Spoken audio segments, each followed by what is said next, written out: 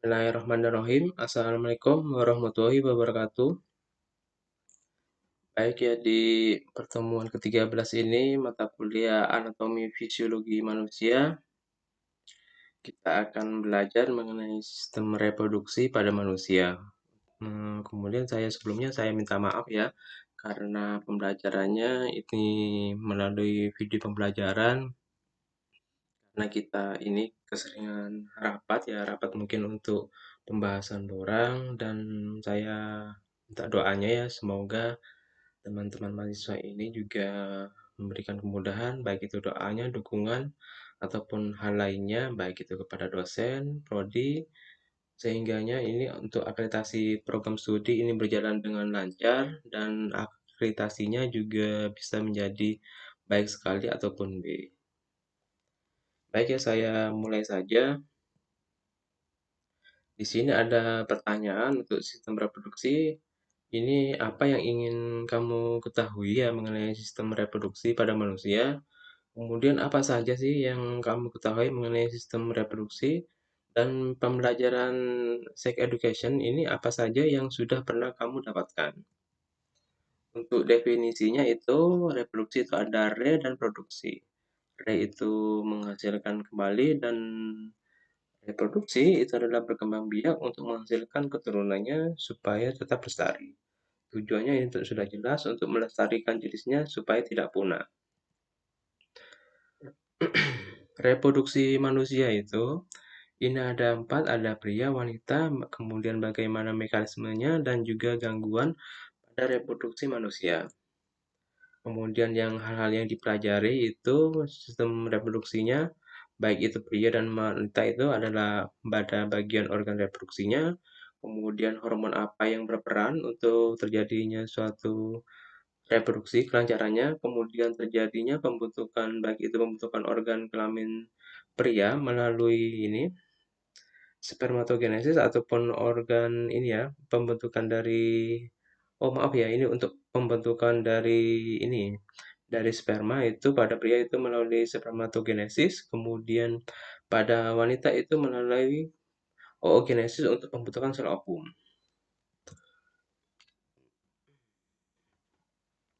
Ini bisa dilihat organ reproduksi pada pria itu ada genitalia eksternalnya, itu bisa dilihat itu bagian penisnya itu ada bagian-bagiannya, ada kelenjar penis, kemudian kelenjar prostat, dan bagian-bagian lainnya.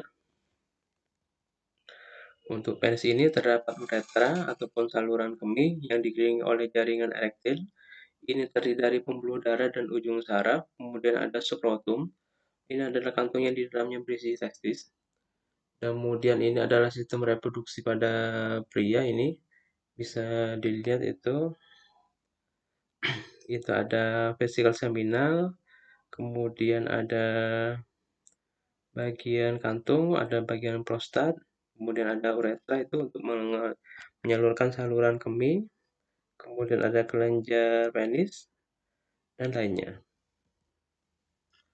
Kemudian ada genitalia internal itu ada testis, intrusus atas tubulus seminiferus, yang fungsinya untuk memproduksi sperma. Kemudian yang B itu ada epididymis.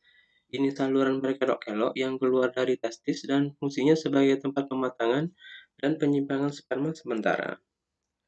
Kemudian yang C itu ada vas deferens, lanjutan dari epididymis, yang merupakan saluran yang menghantarkan sperma menuju ke vesicula seminalis. Yang D itu ada uretra, terdapat di dalam penis, yang dilalui oleh cairan sperma dan juga cairan urin. Yang itu ada vesicula seminalis, F itu kelenjar prostat, dan kelenjar Cowper. Ada anatomi genitalia internal pria. Kemudian hormon reproduksi pada pria itu ada berbagai macam. Yang pertama itu ada testosteron, ini dikeluarkan oleh sel Leydig yang perannya untuk pembentukan sperma. Kemudian ada luteinizing hormon (LH), ini disekresi ataupun dikeluarkan oleh kelenjar hipofisis. Ini berperannya untuk menstimulasi ataupun memulai sel Leydig untuk memproduksi testosteron. Kemudian ada follicle stimulating hormone (PSA), ini disekresi ataupun dihasilkan oleh kelenjar hipofisis, dan perannya itu dalam pengubahan spermatid menjadi sperma. Kemudian ada estrogen, ini dibentuk oleh sel Sertoli dan bersama-sama testosteron, perannya itu dalam pembentukan sperma.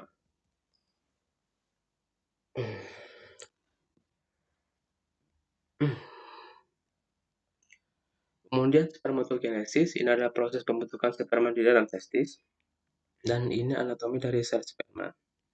Itu bisa dilihat itu bagian-bagiannya, ada bagian ekor, kemudian ada membran plasma, ada bagian tengahnya itu berisi mitokondria, kemudian ada bagian leher, bagian kepala, ada sentriol, ada nukleus dan akrosom. Nah, itu bisa dilihat itu bagian mitokondria dialah yang sebagai penghasil energi sehingga itu bisa menggerakkan sperma.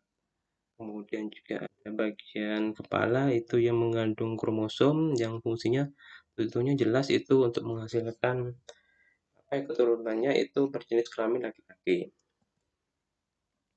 Kemudian ini spermatogonium melalui proses mitosis itu akan membelah. Pertama itu menjadi spermatid yang primer, dia itu akan membelah menjadi dua, kemudian akhirnya itu akan menjadi spermatid yang terbagi menjadi empat. Itu spermatid adalah sperma yang belum matang, sifatnya itu haploid ataupun setengah R ya. Kalau diploid itu biasanya pada mitosis itu pada pembentukan ini sel-sel tubuh itu sifatnya diploid ataupun 2N, artinya dia itu sama sifatnya antara indukan dengan keturunannya itu bentuk morfologinya sama. Sedangkan jika itu haploid itu setengah dari induk jantan ataupun betina, dia pasti akan bervariasi sifatnya. Kemudian dari spermatid itu jika sudah mengalami pematangan, dia itu akan sudah terbentuk itu ada bagian kepalanya, ada bagian lehernya dan ekornya.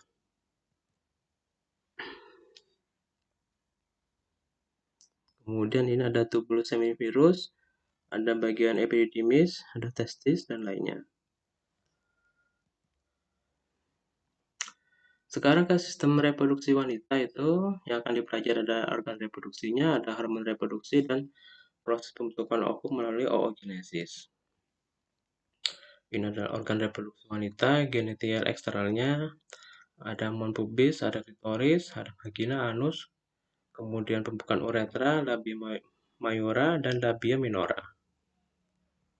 Kemudian ini ada organ reproduksi luar dari wanita, itu bisa dilihat.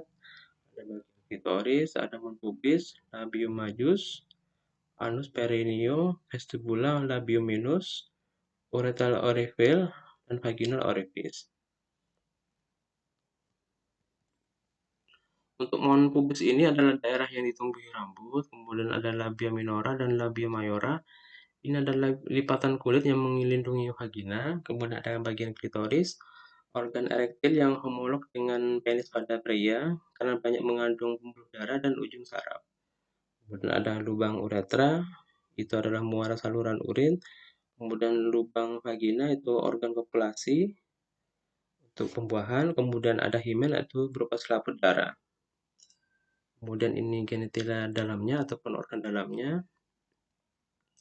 Ini adalah telur yang masuk itu melalui saluran falopi.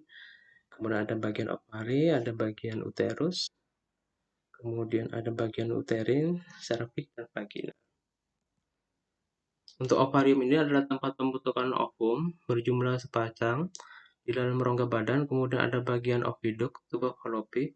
Ini adalah saluran telur dengan ukuran 10 cm. Ada fimbrae, fungsinya untuk menangkap ovum yang dilepaskan ovarium saat terjadi ovulasi. Kemudian ada bagian uterus, rahim yang fungsinya itu sebagai tempat perkembangan zigot, dan dinding uterus ini disebut dengan endometrium. Untuk serviks itu sendiri adalah leher dari rahim. Kemudian vagina, saluran terakhir dari genitila internal wanita yang tersusun atas selaput lendir, jaringan otot, dan jaringan ikat.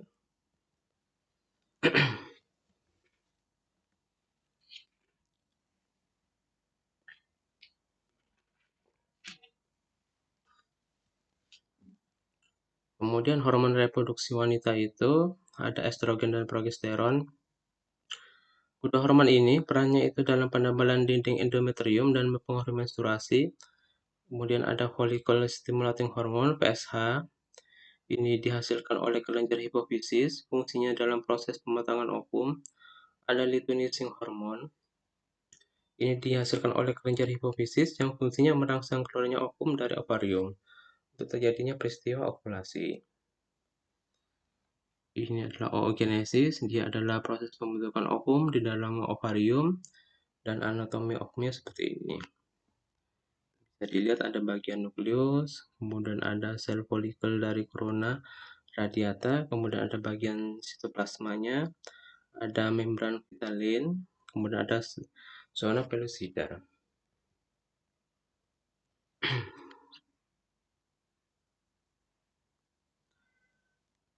Oh ini ya, proses pembentukan oogenesis pada wanita itu sehingga dia itu nanti akan terbentuk menjadi sama seperti pada sperma, dia akan menjadi terbentuk menjadi 4 ovum. Nah, biasanya ini untuk proses pembentukan ovum pada wanita biasanya dia itu ada satu yang sekiranya dia akan menjadi ovum yang matang ataupun ovum yang dia itu berfungsi, artinya dia hidup, dan 3 lainnya itu akan menjadi bentuk ovum yang sinergit ataupun mati.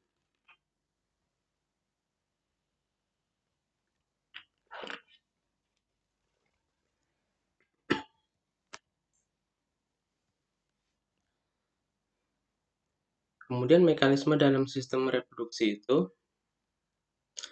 pada wanita ya, itu ada fase menstruasi, kemudian fertilisasi, kehamilan dan persalinan, kemudian ada laktasi dan kontrasepsi. Untuk menstruasi itu adalah pendarahan secara periodik ataupun siklik yang terjadi pada wanita dari uterus yang disertai pelepasan endometrium. Kemudian untuk fase menarche ini adalah saat seorang gadis pertama kali mengalami menstruasi. Amenarche ini adalah tidak adanya ovulasi pada wanita sehingga terjadi menstruasi, dan fase menopause itu berhentinya siklus menstruasi. Kemudian siklus menstruasi itu terdiri dari 4 fase. Yang pertama fase menstruasi, ini ovum tidak dibuahi oleh sperma, sehingga sekresi hormon estrogen dan progesteron akan berhenti yang menyebabkan turunnya dinding endometrium, jadi pendarahan. Kedua, fase praovulasi. Akhir fase menstruasi ini di mana hormon VSH itu akan menjadi aktif dan kembali merangsang pembentukan dan pemetakan dari ovum.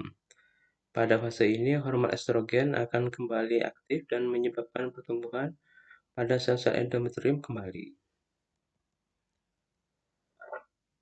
Kemudian ketiga, fase ovulasi.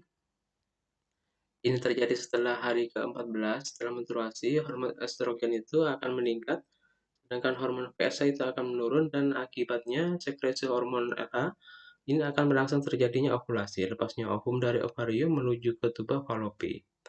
Yang keempat ada fase pasca ovulasi, terjadi pada hari ke-15 sampai ke-26, di mana pada fase ini estrogen progesteron itu akan masih aktif menambahkan dinding endometrium, kemudian terjadi pengeluaran lendir pada vagina, pertumbuhan kelenjar susu pada payudara. Jika sampai pada hari ke-26 tidak terjadi fertilasi, akan kembali lagi ke fase menstruasi.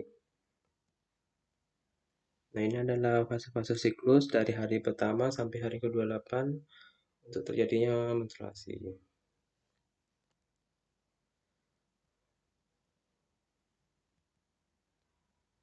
Ini adalah sebelum ovulasi dan sesudah ovulasi.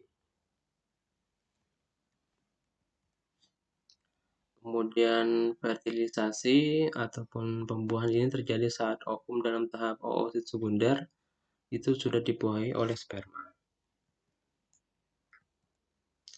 Kemudian kehamilan, gestasi adalah zigot hasil fertilasi akan diimplementasikan ataupun diikat di dalam ovarium itu pada endometrium uterus selama 38 minggu.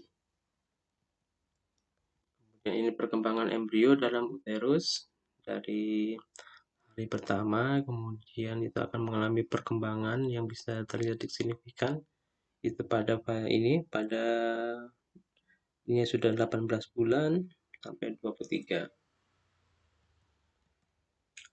Kemudian persalinan ini merupakan proses kelahiran bayi Proses persalinan ini terjadi di awal dari kontraksi uterus dan hormon yang berpengaruh terhadap kontraksi uterus adalah yang pertama itu ada estrogen, kedua ada oksitosin, ketiga ada prostaglandin, yang keempat ada relaksin. Kemudian laktasi ini adalah pemberian air susu ibu pada bayi adalah hal yang penting karena laktasi atau produksi ASI ini akan dipengaruhi oleh hormon prolaktin. Kemudian manfaat ASI itu untuk bayi itu dia mengandung antibodi utama bagi bayi. ASI akan ini meningkatkan kecerdasan pada anak, kemudian mengandung DHA dan AA yang baik bagi perkembangan otak, mempengaruhi perkembangan emosi anak, dan bagi ibu itu manfaatnya untuk mempercepat penurunan berat badan selama kehamilan ataupun pasca kehamilan, menekan terjadinya ovulasi ataupun KB alami, dan memperoleh keuntungan ekonomis. Jadi maksudnya keuntungan ekonomis itu tidak terlalu banyak ini beli susu. Kemudian kontrasepsi ataupun KB itu ada sifatnya yang sementara, baik itu pil ataupun IUD atau spiral, suntik kondom, kemudian yang permanen itu dengan vasektomi ataupun tubektomi itu dengan caranya ini mungkin dipasang suatu alat. Kemudian gangguan pada sistem reproduksi itu pada wanita itu ada amenarke, ini terjadinya menstruasi, kemudian terjadinya kanker genitalia, kanker vagina serviks, ovarium, endometriosis. Ini adalah keadaan di mana jaringan endometrium itu terdapat di luar uterus. Dan juga terjadi infeksi vagina. Kemudian pada pria itu gangguannya ada hipogonadisme, ini gangguan hormonal yang mengakibatkan penurunan fungsi testis, dan ada kriptokirdisme, ini testis tidak turun ke dalam skrotum, kemudian ada prostatitis, uretitis, epididymitis, dan orkitis. Kemudian untuk menjaga kesehatan reproduksi pada wanita itu, misalnya dia itu dengan cara membersihkan mulut vagina usai buang air, gunakan sabun antiseptik yang secara cukup itu 2 minggu sekali, gunakan celana dalam yang bahannya itu katun, tidak memberi bedak pada daerah vagina, jangan menahan buang air kecil, dan segera periksakan ke dokter jika mengalami keluhan. Kemudian untuk menjaga kesehatan reproduksi pada pria itu tidak memakai pakaian yang ketat ataupun celana yang ketat, kurangi kebiasaan mandi dengan air panas, menjalankan hidup pola sehat, menghindari minuman beralkohol dan rokok, dan menjauhkan kebiasaan dari pergaulan bebas. Oke, ini yang bisa saya sampaikan. Semoga bermanfaat. Jika ada yang ingin ditanyakan, silahkan berkomentar di Google Classroom. Jika tidak, saya akhiri. Semoga bermanfaat. Kemudian saya tutup ya. Dan semoga hari-hari kalian juga ini selalu bahagia dan juga bisa menjalankan aktivitasnya dengan normal, lancar, dan sehat selalu. Saya tutup. Terima kasih. Assalamualaikum warahmatullahi wabarakatuh.